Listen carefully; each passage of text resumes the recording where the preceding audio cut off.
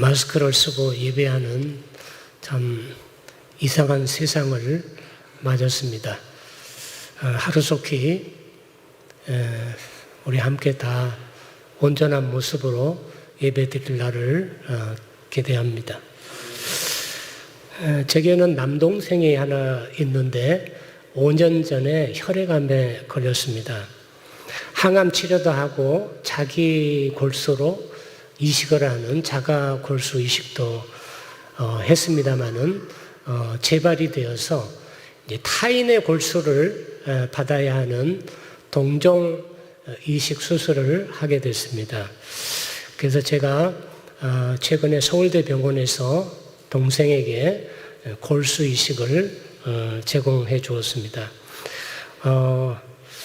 지금은 다 보시는 대로 이렇게 회복이 다 됐습니다. 저희 가족은 6남매입니다. 위로 누님이 3분이 계시고 형님 1분 계시고 그리고 밑에 동생이 있는데 혈액암에 걸린 동생에게 골수 이식을 해줘야 되는데 형제 가운데서 해줘야 됩니다. 왜냐하면 서로 골수가 맞아야 되는데 타인이 이 골수가 맞을 확률은 10만 분의 1 정도 된다고 합니다. 그리고 부모와 자식 간에는 약 1% 정도. 그런데 형제지간에는 한 25%까지 맞는다고 합니다. 그래서 골수 이식은 통상적으로 형제 가운데서 하게 됩니다. 그런데 6남매 가운데 65세인 제가 제일 어립니다. 그래서 제가 선택의 여지가 없이 그리고 제가 제일 건강하더라고요. 제가 특별한 지금 어떤 성인병이 없기 때문에 그래서 골수 이식을 하게 됐습니다. 제가 안병동에 입원해서 골수 이식을 해주면서 우리에게 영원한 생명을 주시기 위해서 십자가에서 피 흘려주신 그 주님의 마음을 묵상하면서 큰 은혜를 받았습니다. 그래서 이 시간 그 받은 은혜를 함께 나누기를 원합니다. 첫째는 생명을 살리는 일에 수반되는 고통과 희생은 가장 값지다는 것을 깨달았습니다. 이 세상의 모든 사람들은 어머니의 해산에 수고와 고통을 통해서 태어났습니다. 생명을 낳기 위한 고통과 희생은 당연한 것이라고 할 수 있겠습니다.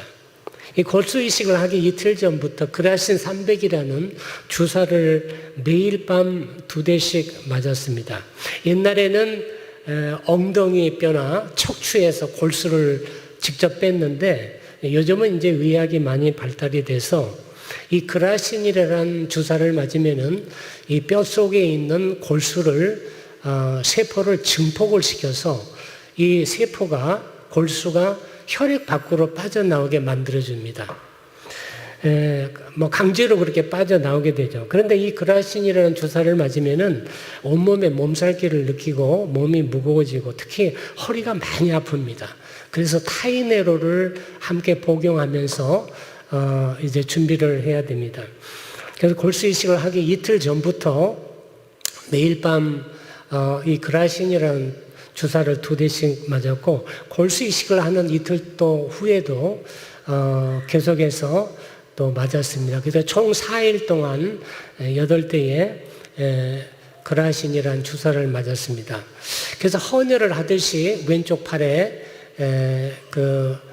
큰 바늘을 꽂고 그 다음에 이제 혈액을 나오게 하면은 그 혈액이 원심분리기로 들어가서 이제 골수만 따로 이렇게 빼고 나머지 피는 다시 오른쪽으로 이렇게 들여보내게 됩니다. 동생의 골수 이식을 하는 과정이 쉽지가 않았습니다. 저는 담담한데 가족들이 걱정이 많았습니다. 지금 코로나로 지금 비상사태인데 골수를 빼고 나서 면역력이 약해져서 코로나 걸리면 어떡하나 이런 걱정을 하는 가족도 있고 제가 나이도 많고 평소 제가 몸이 60kg가 안 나갑니다. 건강하지 이렇게 몸이 약한데 제가 남의 골수를 받아야 될 형편인데 제가 골수를 빼야 된다니까 이 골수 빼고 나서 이게 어떻게 회복이 되나 이게 또 걱정도 많고 또 제가 인도에 있을 때 병원에서 감염이 돼서 폐혈증에 걸렸습니다. 그래서 교회에서도 가족들도 장례를 준비할 정도로 그렇게 심각했었는데 이제 또 피를 이제 빼서 이제 기계로 이렇게 들어가서 이렇게 다시 받아야 되는데 혹시 옛날같이 감염이 되면 어떻게 하나 그런 여러 가지 시나리오 때문에 참 걱정들을 많이 했습니다. 근데 저는 뭐 선택의 여지가 없었고 4박 5일 동안 그라신 주사를 맞고 골수를 빼면서 몸은 좀 불편하고 좀 고통스러웠지만은 그 골수가 동생의 생명을 구할 수 있다는 생각을 하게 되면은 뭐 웬만한 뭐 불편함이라든지 고통은 뭐 얼마든지 견딜 수 있는 것이고 내 생명이 죽어가는 동생의 생명을 살릴 수 있다는 이 생각이 얼마나 감동이 되는지 몰라요. 그러면서 나를 살리기 위해서 당신의 피를 흘려서 죽기까지 해주신 주님의 마음이 어땠을까? 그런 게 3박 4일 동안 묵상하면서 하나님의 우리에게 생명을 주시려는 그 사랑에 압도당했습니다.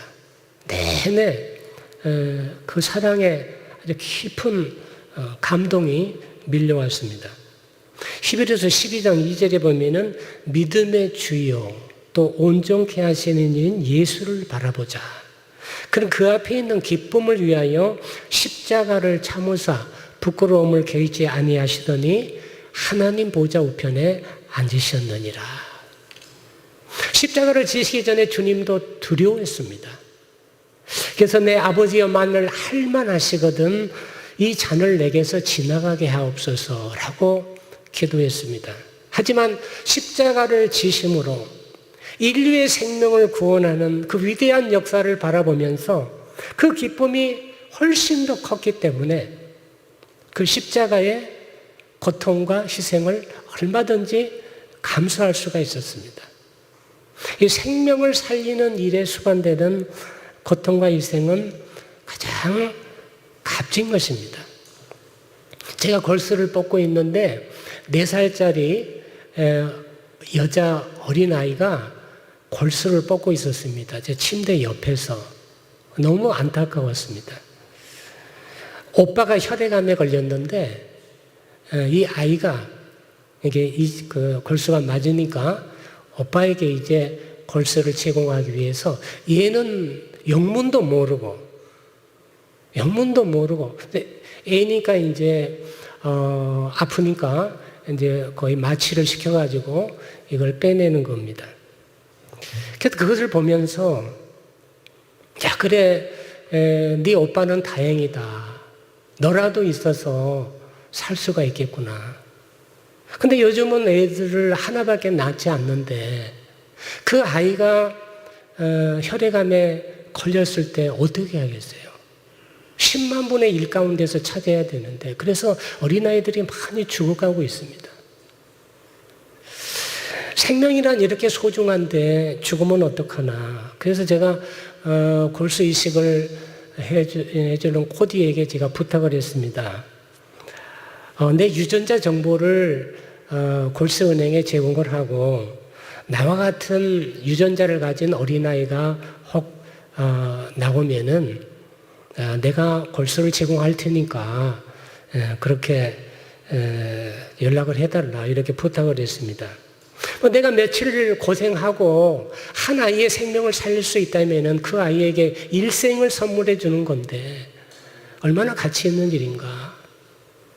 근데 코디가 이렇게 얘기하더라고요. 목사님 뜻은 고맙지만은 40세 이상은 협회에서 안 받습니다. 그러더라고요. 예. 만일 내가 내 골수를 이식을 해서 한 어린아이의 생명을 살렸다면은 내 기쁨이 얼마나 크겠습니까? 그 아이에게 일생을 선물해 주는 건데. 생명, 그건 정말 아름다운 은총입니다. 주는 사람이나 받는 사람이나 그는 은총입니다. 내 골수로 한 아이를 살린다 해도 이렇게 내 마음이 생각만 해도 기쁜데 당신의 십자가의 피로서 하늘의 별과 같이 땅의 모래와 같이 이 많은 사람들을 구원해낸 주님의 기쁨이 얼마나 클 것인가. 그의 피로 구속을 받은 하나님의 자녀들이 하나님 말씀에 순종을 하고 하나님과 동행하는 모습을 보신다면 얼마나 기뻐할 것인가. 구원해 주신 주님 때문에 우리가 이 땅에서 행복하게 사는 모습을 보신다면 얼마나 기뻐할 것인가. 여러분 하나하나가 다 주님의 기쁨이 된다는 사실을 꼭 기억하기를 바랍니다. 둘째는 생명은 생명을 낳는다는 것을 깨달았습니다. 이 원심 분리기로 이 골수를 추출하는 시술은 하루에 4시간씩 이틀 동안 했습니다. 그 원심 분리기를 통해서 이 한쪽에 이렇게 팩에 모아지는 제 그 골수를 보면서 저게 생명이구나. 저 골수가 동생에게 들어가면은 동생이 사는구나. 내 속에 생명이 있고 이 생명은 매일매일 생성이 되는구나. 생명은 생명을 낳습니다. 생명을 받고 살아가는 인간에게 가장 보람있고 성공적인 일은 내 생명으로 다른 약하고 죽어가는 생명을 살리는 일입니다. 죽을 만큼 가치 있는 일이라고 주님이 말씀했습니다. 하늘의 밀이 땅에 떨어져 죽지 아니하면 하늘 그대로 있고 죽으면 많은 열매를 맺느니라. 주님은 생명을 낳기 위해 이 세상에 죽으러 오셨습니다. 마가복음 10장 45절에 인자가 온 것은 섬김을 받으려 함이 아니요 도리어 섬기려 하고 자기 목숨을 많은 사람의 대속물로 주려 함이라 그렇게 말씀했습니다. 생명을 낳는 방법은 섬기는 것입니다. 예수께서 사랑했던 사람들이 어떤 사람들이었습니까?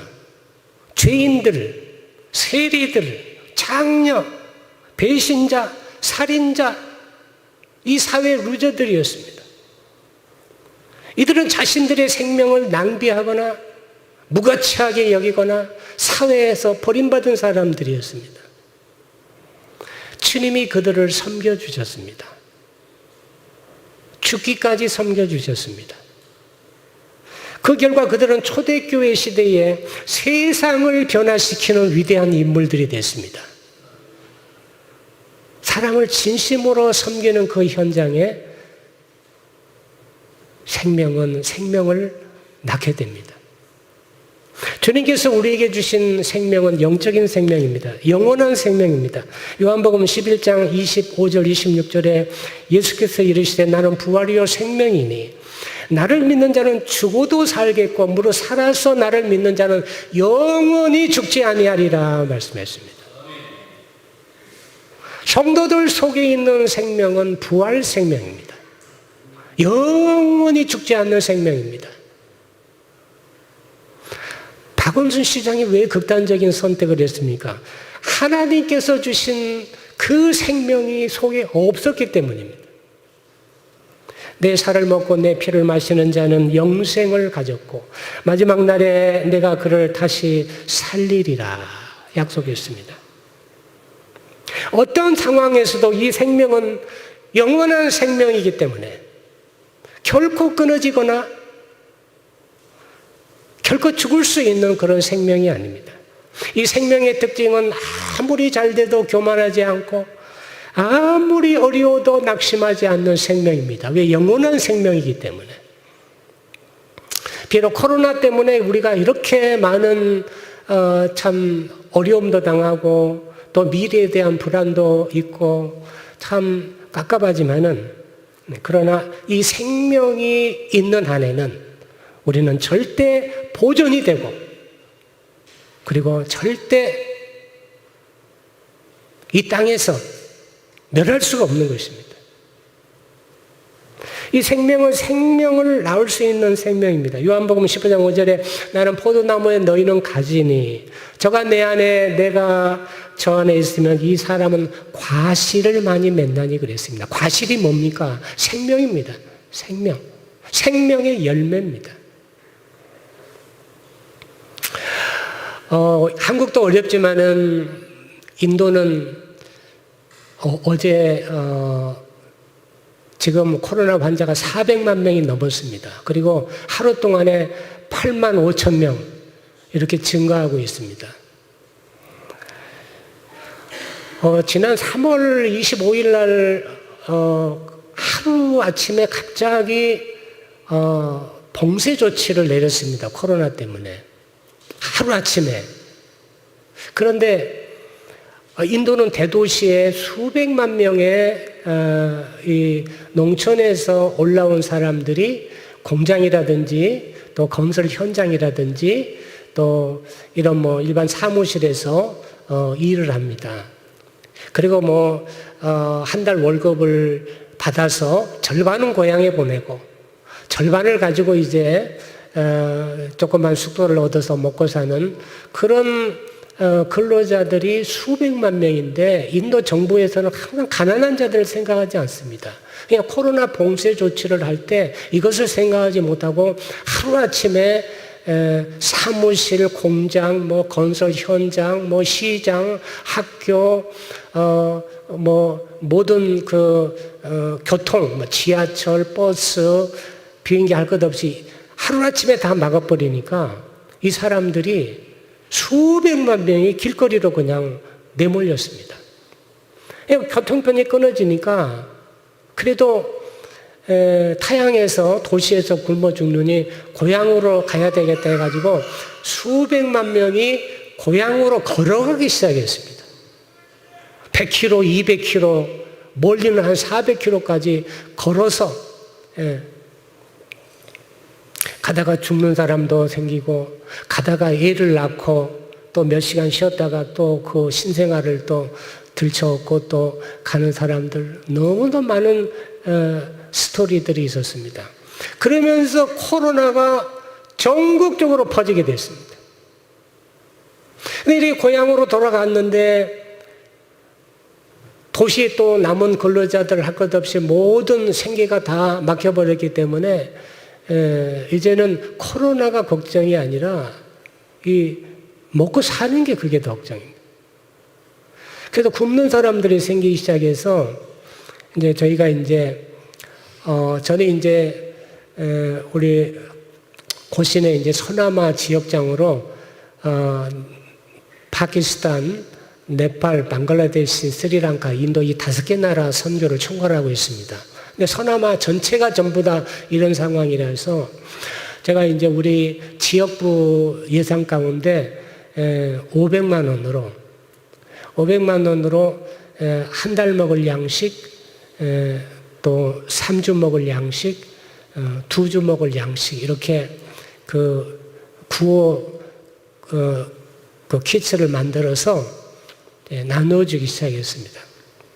그러면서 그렇게 굶는 사람들은 수백만 명이 되는데 이거 500만 원 가지고 얼마나 되겠어요? 그래서 기도를 했습니다. 하나님, 이거 정말 가이사랴 광야와 같이 물고기 2마리야 보리떡 5개밖에 안 되는데 5천 명이나 지금 저렇게 모여 있는데 이거 500만 원 가지고 뭘 얼마나 하겠습니까? 하나님, 오병이의 기적을 주십시오 하면서 시작을 했습니다. 근데 그렇게 시작을 이제 하고 나서 이제 그 소식을 듣고 이제 우리 노회에서 1,000만 원을 또 헌금을 해서 또 2차 하게 되고 또 있다 보니까 또 어떤 한 교회에서 또 1,000만 원을 또 하게 되고 또 어떤 또 개인이 또 1,000만 원을 해서 또 하게 되고 또 어떤 크리스찬 기업에서 상당히 많은 헌금을 해줬습니다. 그래서 지금까지 5차에 걸쳐서 2,338가정 그리고 노숙자 1,407명에게 구호 양식을 제공을 했습니다. 지금 뭐 코로나 때문에 다 어렵지만은 오히려 한편으로는 또 선교의 문이 열립니다. 그 구호 물품을 나누어지기 전에 사역자들이 먼저 그 마을에 가서 누가 정말 끼니를 굶고 있는지를 이렇게 조사를 합니다. 우리나라만 이장 같은 반장 같은 사람과 조사를 해서 이제 번호표를 나눠줍니다. 몇 월 며칠 날 오세요 하고 번호표를 나눠줍니다. 그리고 전화번호, 연락처 다 받고 그러면서 이제 얘기를 합니다. 그런데 오면은 예배를 한번 드려야 됩니다. 그러면 대부분 90% 이상이 전부 다 뭐 힌두교인들, 이슬람 교인들인데 예배 드리자고 하면은 이제 뭐 대부분 거부감을 가질 것 같지만은 정부도 도와주지 않는 형편에서 지금 먹을 양식을 주는데 고맙잖아요. 그러니까 거의 예배당에 모입니다. 그 예배당에 모이면은 설교를 합니다. 제가 설교를 하면은 얼마나 진지하게 듣는지 모릅니다. 살아계신 주님께서 물고기 2마리와 보리떡 5개로 5,000명을 먹이신 주님, 지금도 살아계셔서 그를 믿기만 하면은 우리에게 이렇게 영육간의 일용할 양식을 주신다. 아주 뭐 눈이 번쩍번쩍 하면서 그렇게 설교를 잘 듣습니다. 그리고 기도받기 원하는 사람 나오라고 그러면은 나옵니다. 그리고 기도 제목을 써서 놓고 가라 그러면 또 다 이렇게 써서 놓고 갑니다. 그래서 요즘 교회에 나오는 사람들이 많이 있습니다. 이제 6차가 지금 진행되고 있습니다. 우리 본부에서도 헌금을 해 주었고 또 개인적으로 여기저기서 헌금을 많이 해 주어서 이제 6차 나누고 있는데 이번에도 한 1000여 가정 이상 우리가 또 먹일 수가 있습니다. 한 가정 이렇게 식사를 대접해도 참 기쁜 일인데 몇천 명에게 영육간의 양식을 제공할 수 있다는 것이 얼마나 큰 생명의 역사인가. 저와 함께 많은 사람들이 함께 이 생명의 역사를 나누었습니다. 이 생명은 생명을 낳는 것입니다. 이 생명은 나눌수록 커집니다. 그리고 생명은 보람과 기쁨입니다. 우리에게 있는 이 생명으로 생명의 열매들을 이렇게 맺을 수 있는 우리 성원교회 성도들 되시기를 축복합니다. 셋째는 생명은 생명을 변화시킨다는 것을 깨달았습니다. 오전에 그 추출된 제 골수는 바로 오후에 동생에게 이식이 됐습니다. 이틀 동안 골수 이식이 진행되었습니다. 감사하게도 서로 유전자가 잘 맞아서 골수 이식 이후에 특별한 부작용이 없이 잘 회복이 되고 있습니다. 지금 태어난 지 한 달 반 됐는데 지금 10,000보 이상 매일 걷고 특별한 부작용이 없이 이렇게 한 6개월 정도만 가면은 이제 안심해도 된다고 그렇게 말합니다. 저도 이제 골수록 이식 이후에 건강이 이제 다 회복이 되어서 등산도 다니고 아주 뭐 건강하게 지금 생활을 하고 있습니다. 동생의 혈액형은 O형입니다. 제 혈액형은 B형입니다.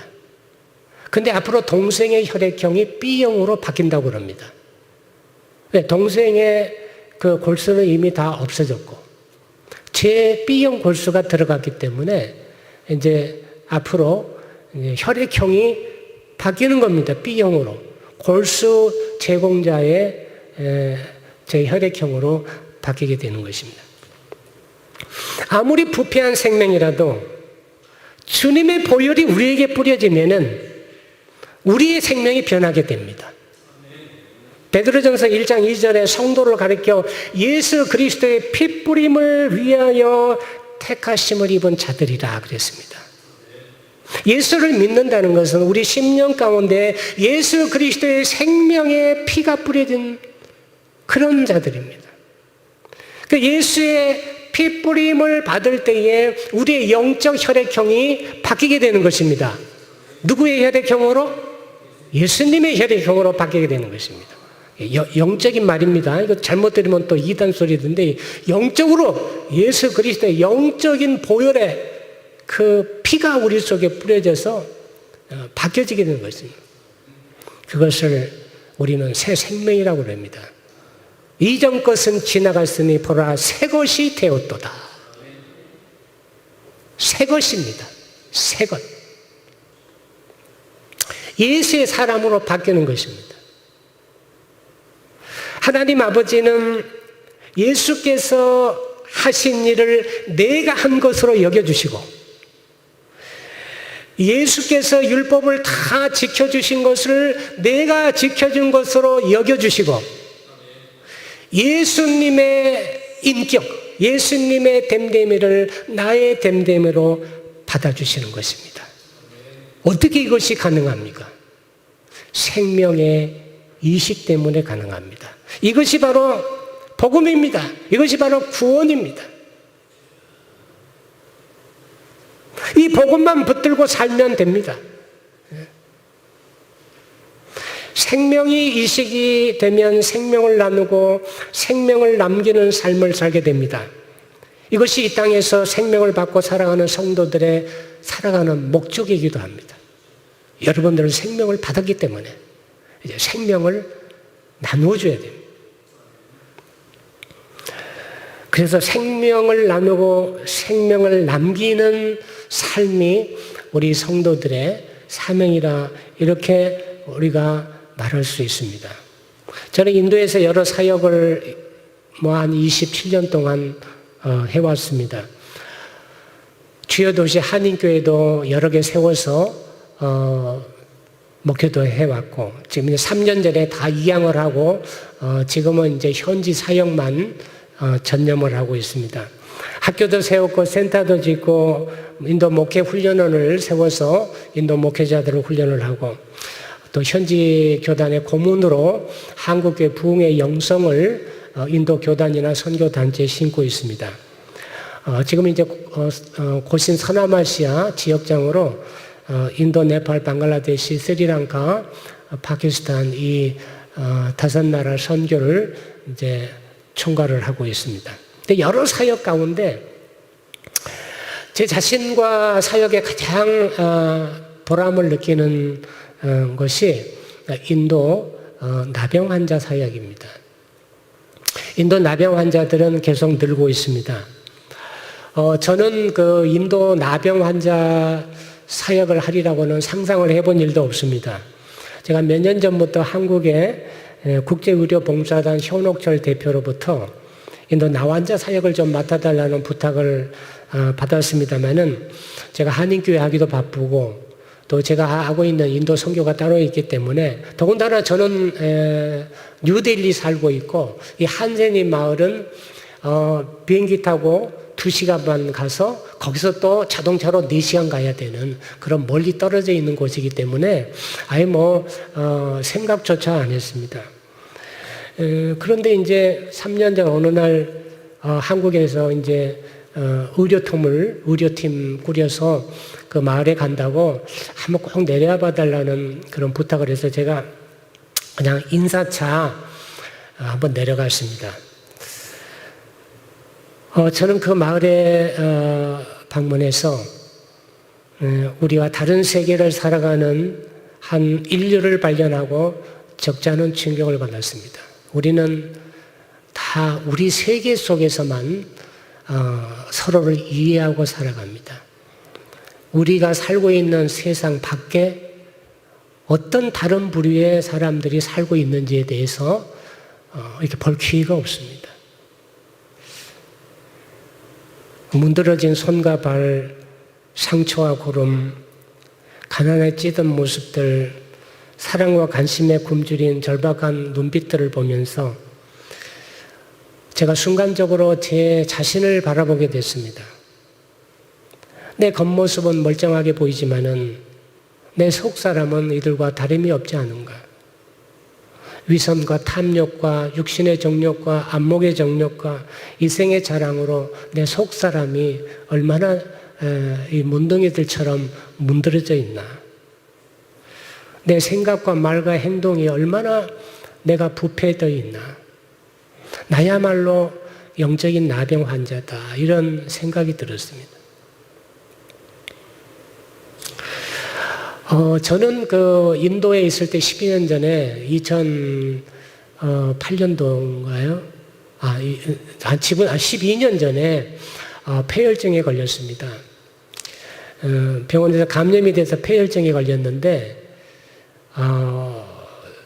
가족들도 교회에서도 이제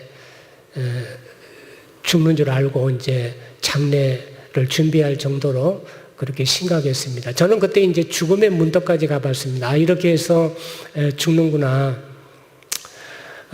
며칠 동안 죽음을 많이 생각하면서 참 하나님 앞에 설 준비가 되지 않은 것을 깨닫고 참 하나님 다시 한번 기회를 주시면은 정말로 하나님 뜻대로 사역을 하겠습니다. 이렇게 기도를 했는데 하나님 은혜로 회복이 되어서 지금 이렇게 살고 있습니다. 저는 이제 폐혈증에서 이제 벗어나고 난 다음에 무슨 생각이 들었냐면은 나는 앞으로 성자가 되겠다 이렇게 생각했습니다. 성자가 될 것 같다. 왜? 죽음의 문턱까지 가봤기 때문에 산다는 것이 무엇이고 죽는다는 것이 무엇인지를 제가 깨달았기 때문에 이제는 정말 성자처럼 살 것 같아 이렇게 생각을 했는데 한 3달 정도 가더라고요. 한 3달. 근데 똑같아졌어요. 인간은 죄인입니다. 죄인이. 똑같아요. 그래서 늘 깨어서 회개하고 감사하고 또 회개하고 감사하고 또 하나님의 말씀 붙들고 그렇게 살아가는 것입니다. 내 속은 여전히 부패한 영적인 문둥병자나 마찬가지입니다. 그래서 이것이야말로 내가 치료받으면서 살아야 될 내 영혼의 병원이 되겠다 해서 이제 발을 들여놓기 시작을 했습니다. 저와 함께 한센인 사역을 하고 있는 다니엘이라는 목사가, 젊은 목사가 있는데 이 다니엘 목사는 아버지께서 한센인 사역을 했습니다. 그래서 어렸을 때부터 한센인 마을에 아버지를 따라서 같이 들어가게 됐는데 이 다니엘 목사가 중학교 때 그 마을에 가면은 늘 음식도 만들어주고 숙소도 제공해주는 그런 가정이 있다는 얘기를 저한테 해주었습니다. 마리아라는 가정인데 그래서 그래 한번 가보자 그랬습니다. 그래서 그 가정에 고맙기도 하고 궁금하기도 해서 그 가정에 들어가게 됐습니다.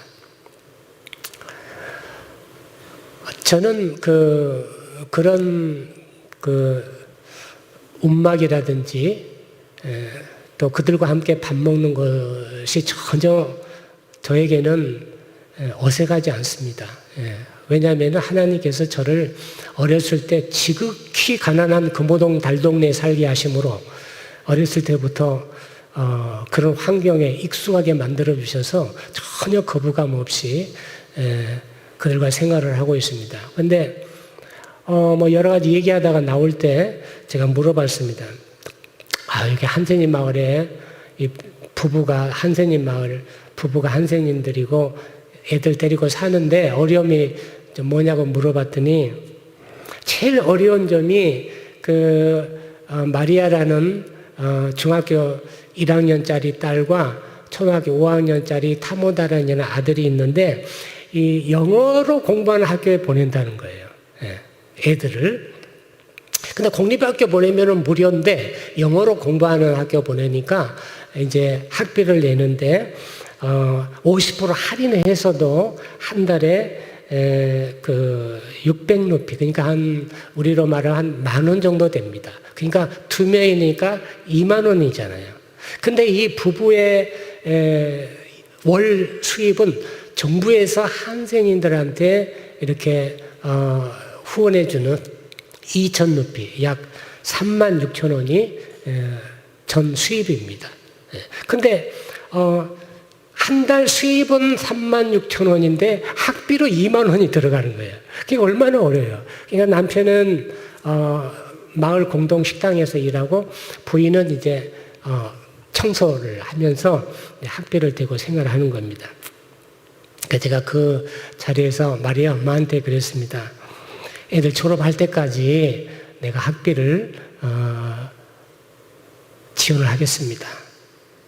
근데 마리아 엄마 눈에서 눈물이 주르륵 흐르는 거예요.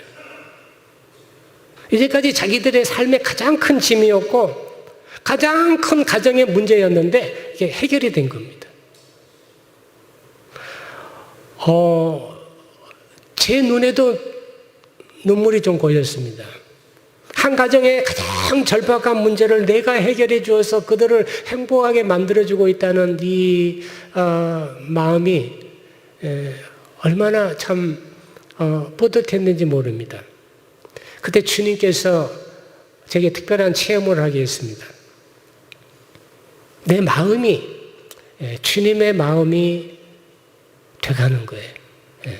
그 사랑과 긍휼, 감사 이런 마음이 막 넘치는 거예요. 저는 그것을 하나님의 나라라 이렇게 부릅니다. 나는 마리아네 가정에 겨우 한 달에 2만 원 정도밖에 도와줄 뿐인데 그 가정은 나에게 주님의 마음과 하나님의 나라를 선물해 주었습니다.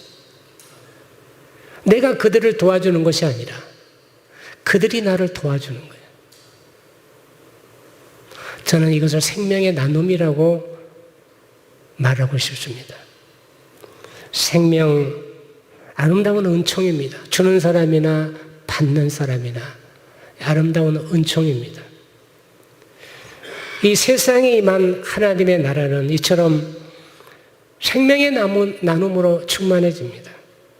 그래서 생명은 생명을 낳고 또 생명을 변화시킵니다. 저는 이 다니엘 목사와 더불어서 282명의 나환자들을 돌보고 있습니다. 저는 의사가 아니기 때문에 그들을 치료할 수는 없습니다. 그러나 기도해 줄 수는 있습니다. 제가 가면은 기도해 달라고 사람들이 여기저기서 옵니다. 그들이 부탁하는 기도는 매우 절박한 기도들이 또 있습니다. 내일 아침에 다리 하나를 절단해야 되는데 목사님 기도해 주세요. 그럽니다. 기도해 줄 때는 반드시 손을 잡거나 안고 기도를 해줍니다. 그래야 생명에 전달이 됩니다. 282명의 생일을 전부 챙겨줍니다. 그들은 사람 대접도 못 받고 또 사회로부터 가정으로부터 버림을 받았습니다. 생일 선물을 좀 해주려고 조사해 봤더니 282명 가운데 100명 넘게 자기 생일을 몰라요. 자기가 언제 태어났는지 생일을 받아본 기억이 없어요. 그래서 다 생일을 만들어 줬습니다. 좋은 날로. 그리고 생일 선물을 매달 한 달에 한 번씩 생일당한 사람들을 모아서 선물을 줍니다. 그들이 한 번도 구경해 보지 못했던 선물입니다. 고급 타월 한 장과 그리고 고급 손수건 한 장, 천연비누 2장, 그리고 초코파이 한 상자. 생일잔치에 우는 분들이 여럿 있습니다. 그리고 갈 때마다 먹입니다. 워낙 못 먹으니까 치킨 브리아니라고 카레 양념 그 치킨 해가지고 밥하고 같이 볶아가지고 주는 친구가 되어주고 그들 자녀에게 장학금을 줍니다. 이것은 구제가 아니라 생명의 나눔입니다. 처음에는 80%가 힌두교인이었지만 지금은 절반 정도가 교회를 나옵니다. 우리 성교회 성도 여러분, 예수 그리스도의 피로 구원을 받은 성도에게는 영원한 생명이 있습니다. 요한복음 4장 14절에 내가 주는 물을 마시는 자는 영원히 목마르지 아니하리니 내가 주는 물은 그 속에서 영생하도록 솟아나는 샘물이 되리라. 이 생명은 매일매일 우리 속에서 생성이 됩니다. 이 생명은 우리는 나눌 수가 있습니다. 비록 주님처럼 사회에서 무가치하게 여겨지는 사람들을 섬길 때 우리가 불편함을 좀 겪을 수 있고 때로는 어느 정도 고통과 희생이 따릅니다. 여러분, 정말 남을 섬기는 것은 대단히 불편할 때가 있습니다. 정말 껄끄러운 관계 속에서도 그 사람을 섬겨야 될 때는 얼마나 내가 참 참아야 되고 또 희생을 해야 되고, 아파트 경비원이나 휴지를 줍고 있는 노인들에게 따뜻한 말할 수 한마디 하는 거, 이게 생명의 나눔입니다. 내 생명을 주는 것입니다. 주변에 어려움을 겪고 있는 형제 자매들에게 격려의 말, 관심과 사랑, 그리고 조그만 물질이라도 줄 수 있으면은 내가 그들을 섬기는 것입니다. 그럴 때 내 주변은 저 사람 때문에 내가 참 세상 참 그래도 살아볼 만하다, 이렇게 느껴지고, 저 사람 때문에 내가 그래서 이렇게 행복할 수가 있구나. 그것이 바로 세상을 변화시키는 것입니다. 그렇게 세상을 향해서 내 생명을 나누어 줄 때에 잃어버린 영혼을 주님께 드리고 올 수 있는 것입니다. 생명 가장 아름다운 은총입니다. 여러분 모두 하나님의 생명으로 충만해서 그 생명을 나누어 주는 생명의 공급자들이 되시기를 주님의 이름으로 축원합니다. 기도하겠습니다. 하나님 아버지, 감사합니다. 오늘 성은교회에서 함께 하나님의 이 생명의 아름다운 은총에 대해서 나누게 됨을 감사합니다. 우리에게 이런 영원한 생명을 주셨사오니 우리에게 이 영원한 생명을 주신 주님의 마음을 가지고 내 생명을 나눌 수 있도록 생명의 공급자들이 되도록 성금교회 모든 성도들을 축복해 주시옵소서. 그리고 이 생명으로 코로나를 넉넉하게 이길 수 있도록 해 주시옵소서. 예수님 이름으로 기도드립니다. 아멘.